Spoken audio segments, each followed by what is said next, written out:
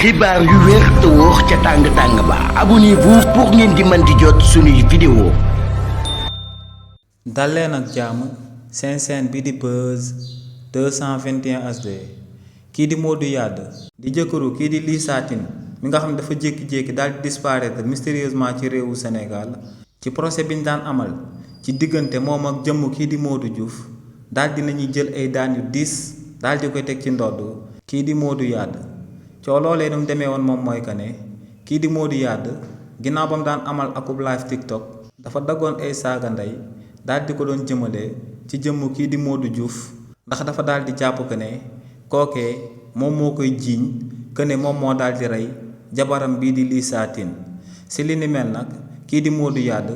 ginnaaw bañ ko oowee ci baar bi kàddu yu mu yëkkati woon moom mooy que ne moo ngi njëkk a daal di jéggalu jëmale ko ci kookee di Modou Diouf. ndax ba muy yëkkati saaga ndey yooyee dafa meroon moom moo sababoon mu amal li ni mel waaye ne tamit kii di Modou Diouf luy jiig njaag moom mooy njaag ndax ne kookee moom mooy wër ci Sénégal gi yépp di wax que ne dafa rey jabaram bii di Lissa Tine ba noppi daal di koy suul ne li ni mel nag moom moo sababoon mu meroon ba yëkkati woon ay saaga ndey daal di koy teg ci jëmmam te teyu ko woon. si li ni mel nag avocat wu Modou Diouf lu ñu sàkku woon ci kanam yoonu réewu Sénégal moom mooy ñu daal di jël juróom benn weeru kaso daal di koy teg ci ndodd kookee di Modou Yade ba noppi ñu daal di koy alamaan mu daal di fay seen client bii di Modou Diouf lu tolloog 100 millions de francs CFA.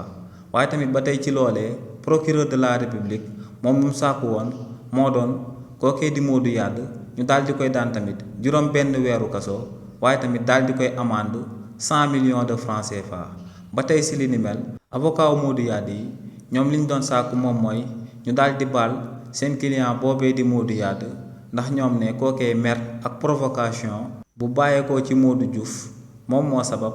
mu kërtal ko ay saaga ndey ginnaaw ba mu daan amal akub live ci biir TikTok bi.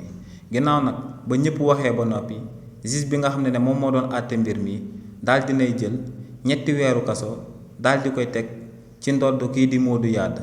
waaye tamit daal di nay digal kookee di Modou Yade que ne vidéo boobee mu amaloon biir TikTok te mu saaga woon ci kii di Modou Diouf na dem ci biir compte TikTok am bi daal di ko fay supprimer waaye tamit daal dina koy amande ngir mu daal di fay lu tolloog 100 000 francs yoonu réewu Sénégal. xibaar yu wér te wóor ca tàng-tàng ba abonnez-vous pour ngeen di mën di jot suñuy vidéo.